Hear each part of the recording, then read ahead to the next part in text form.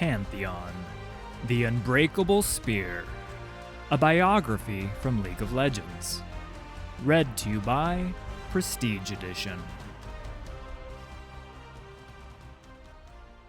Atreus was born on the hostile slopes of Targon, and named after a star in the constellation of War, known as the Pantheon. From an early age, he knew he was destined for battle.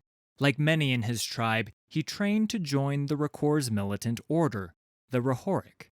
Never the strongest or the most skilled warrior, Atreus somehow persevered, standing up, bloodied and bruised after each bout. In time, he developed a fierce rivalry with a fellow recruit, Pylus. But no matter how often Atreus was cast onto the stones, he stood back up. Pylus was impressed by his unrelenting endurance, and through the blood they spilled in the training circle, a true brotherhood was born. Atreus and Pylus were among the Rakor who stumbled across a barbarian incursion, surviving the ambush that left the rest of their patrol dead. When the aspect of the sun refused to destroy these trespassers, Atreus and Pylus swore to capture the power of the aspects themselves by climbing to the peak of Mount Targon. Like so many before them, they underestimated how arduous the ascent would be, with Pylus shivering his last upon finally reaching the summit.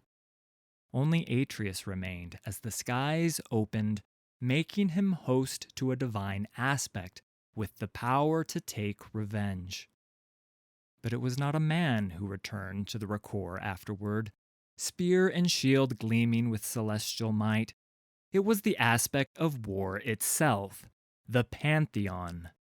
Judging Atreus unworthy, a warrior who had known only defeat, it had taken control of his body to pursue its own ends, a task it considered too great for mortal men. Cast into the furthest corners of his own mind, Atreus endured only vague visions as the aspect scoured the world for Darkin, living weapons created in a bygone age. Eventually, Pantheon was goaded into battle not far from Mount Targon by the Darkin Aatrox who sought the mountain's peak. Their fight raged into the skies and swept through the armies of men beneath, until the impossible occurred. The Darkin's god-killing blade was driven into Pantheon's chest, a blow that carved the constellation of War from the heavens. But as the aspect faded, Atreus, the man it had considered weak, awoke once more. Impaled upon Aatrox's blade, and with the power of the aspect's weapons dimming, he took a ragged breath and spit in the Darkin's face. Aatrox sneered and left Atreus to die. Hours later, as the crows descended, Atreus painfully stood back up, stumbling back to the Rakor in a trail of blood. After a lifetime of defeat, his will to live and his anger at betrayal were enough to stave off the death that had claimed war itself. Atreus recovered on Pylus's homestead, nursed back to health by his friend's widow, Iula. There, Atreus realized he'd spent his life looking to the stars, never considering what lay beneath. Unlike gods, mortals fought because they must, knowing that death lay in wait. It was a resilience he saw in all life, the threats unending.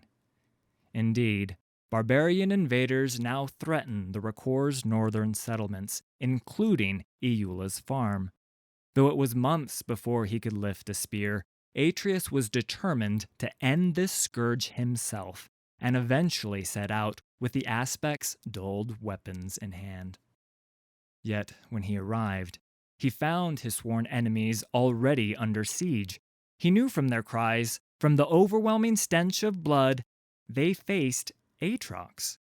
It was Aatrox who had driven the barbarians into Targon, Atreus realized. Though he'd considered them his foes, they were much like the Rakor, mortals who suffered in the conflicts between greater powers.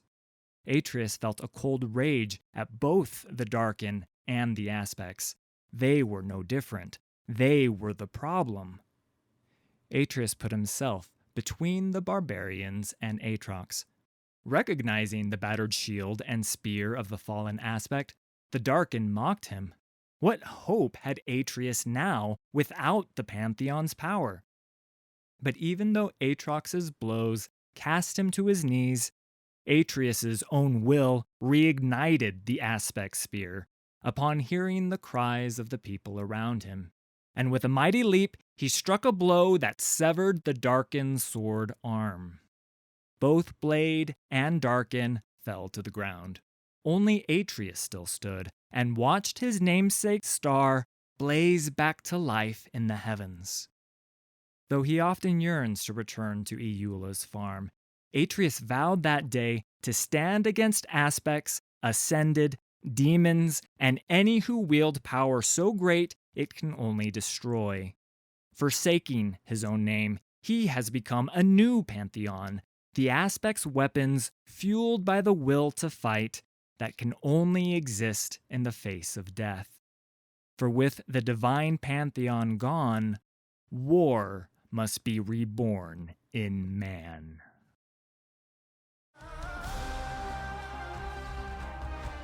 Thanks for listening.